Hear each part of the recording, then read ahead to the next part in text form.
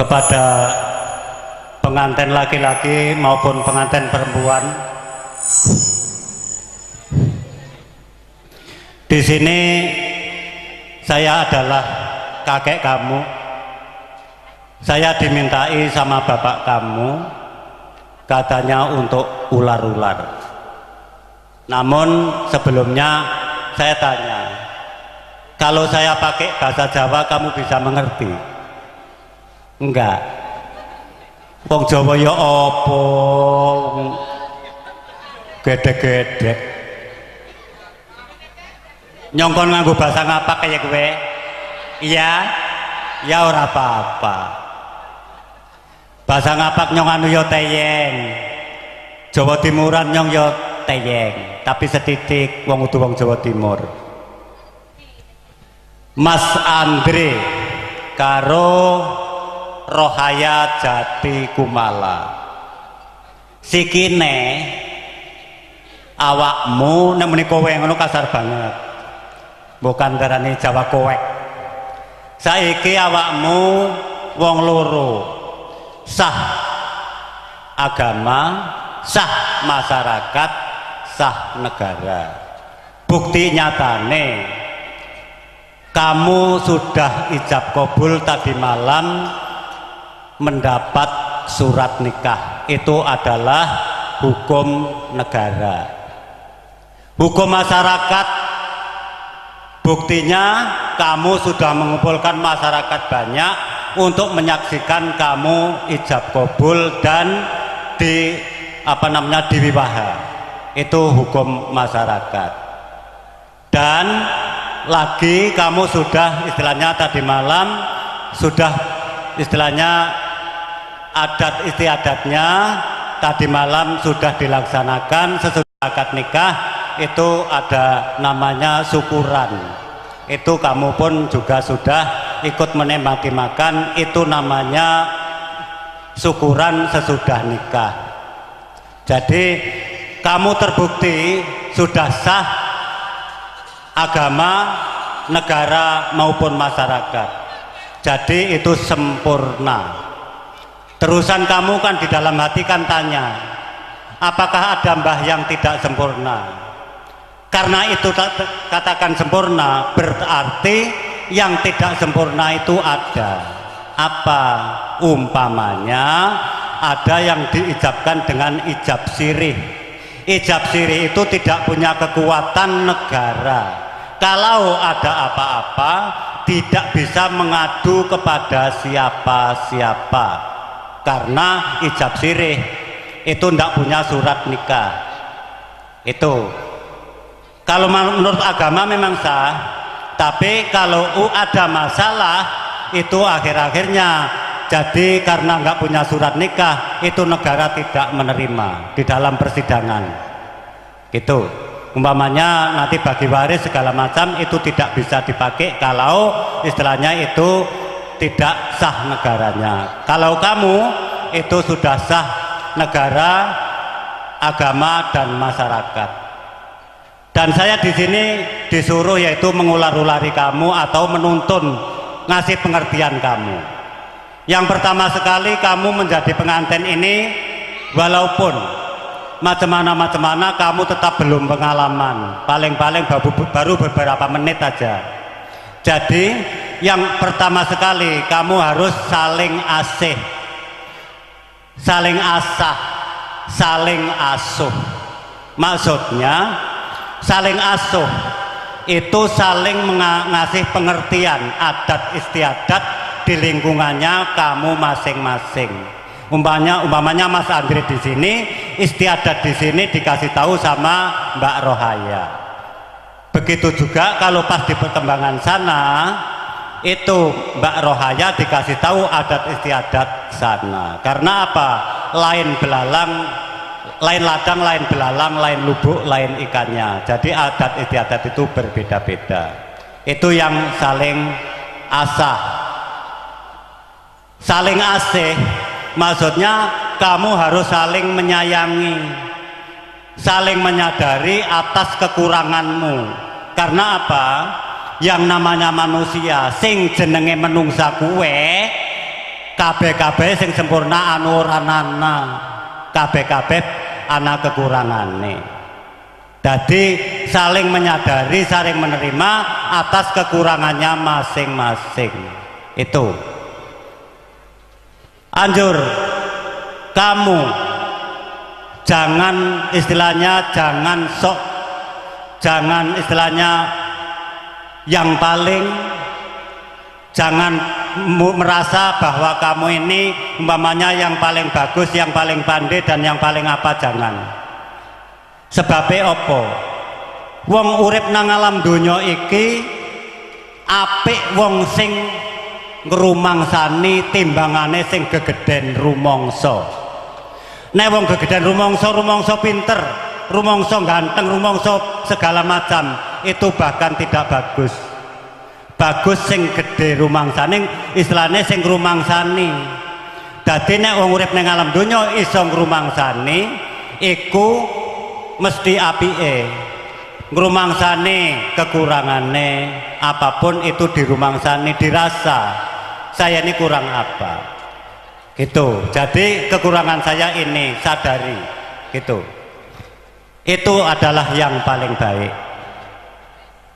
Terus di lingkungan itu kamu istilahnya tegur sapa jangan sombong.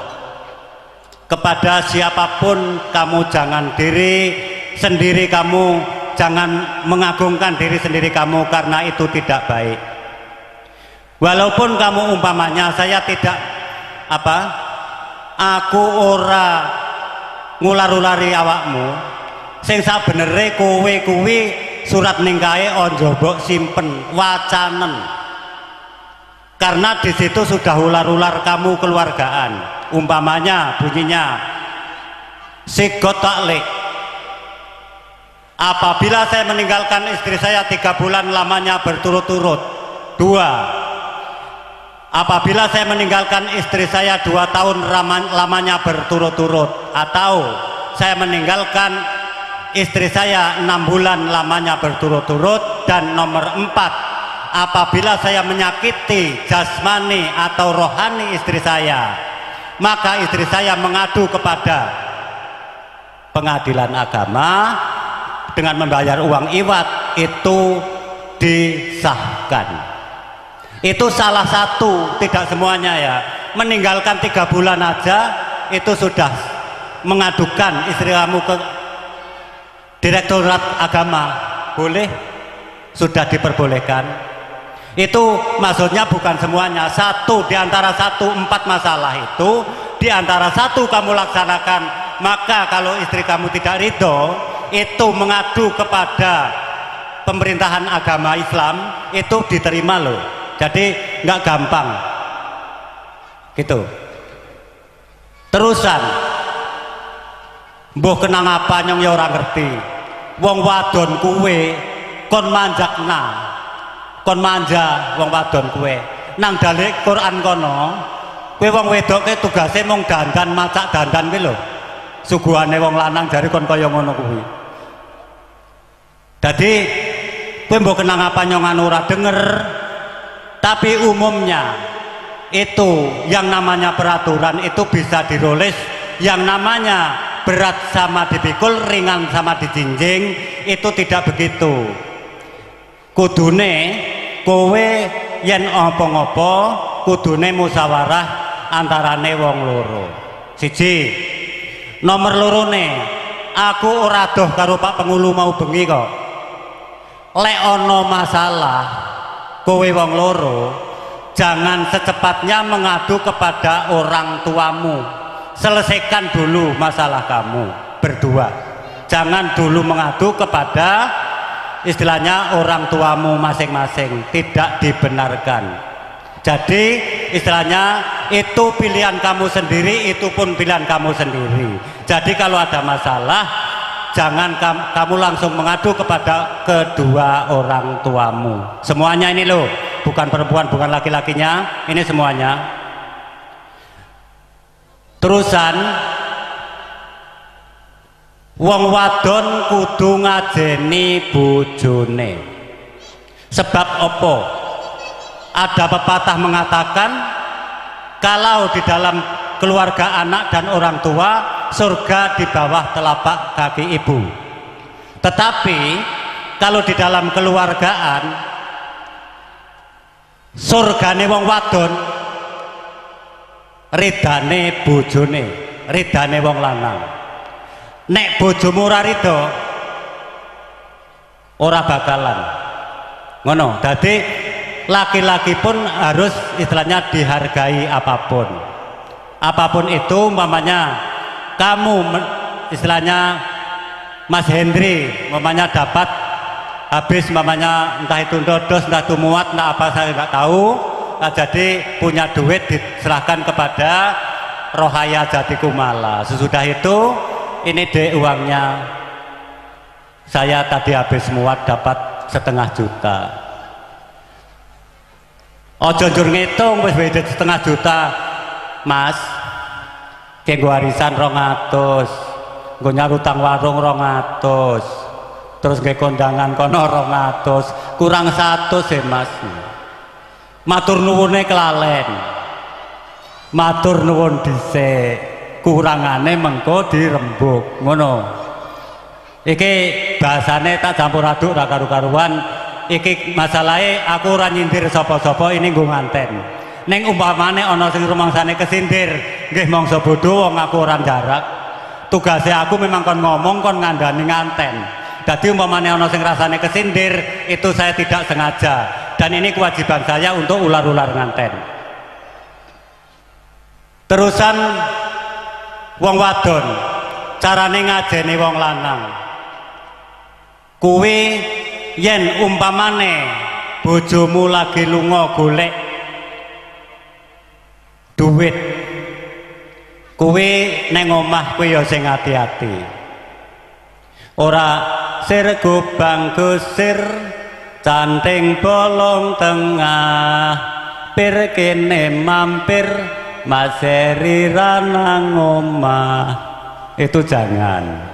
Jadi istilahnya kamu harus berbakti. Yang pertama sekali kamu kedua, berbaktilah kamu kepada kedua orang tuamu. Sebab opo?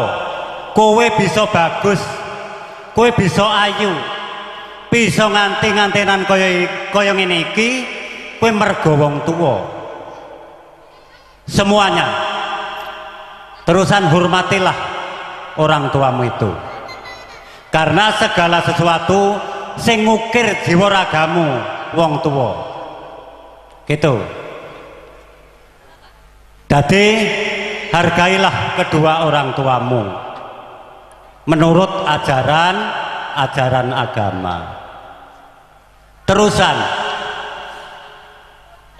kegandengan seserawungan neng kampung iki iku memang macam ragam. Jadi istilahnya kudu hati-hati. Terusan